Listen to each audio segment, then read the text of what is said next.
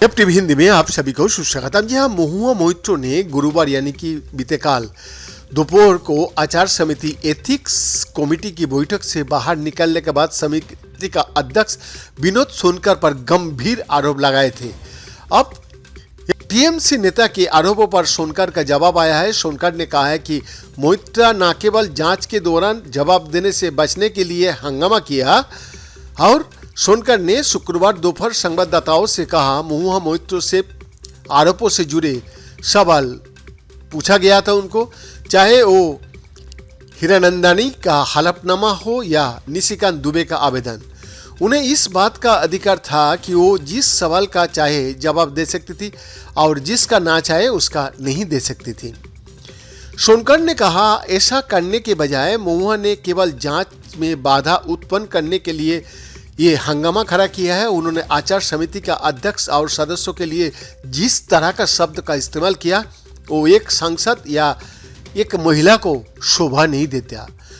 वो जवाब देने से बचना चाहती थी और जांच बाधाएं यानी कि जांच में बाधाएं पैदा करना चाहती थी।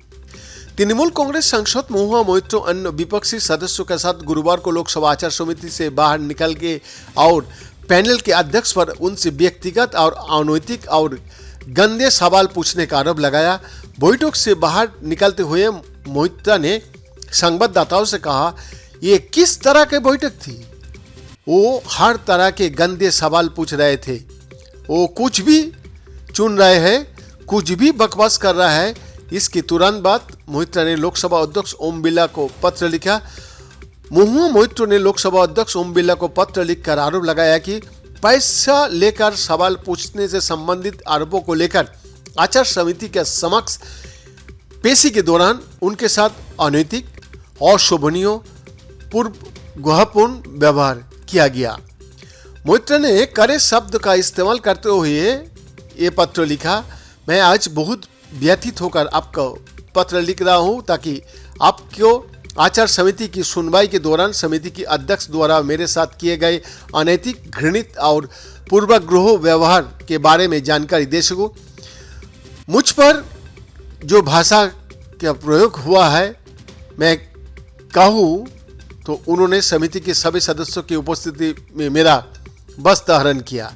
उन्होंने कहा समिति को खुद को आचार समिति के अलावा कोई और नाम देना चाहिए क्योंकि इसमें कोई आचार और नैतिकता नहीं बची है।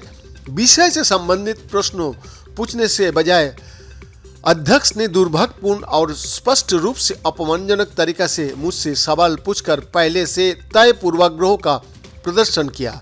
इस दौरान उपस्थित 11 सदस्यों में से 5 ने उनके शर्मनाक आचरण के विरोध में बहिर्गमन करते हुए कार्रवाई का बहिष्कार किया। बीएन का रिपोर्ट, एफटीवी हिंदी, दिल्ली, भारत।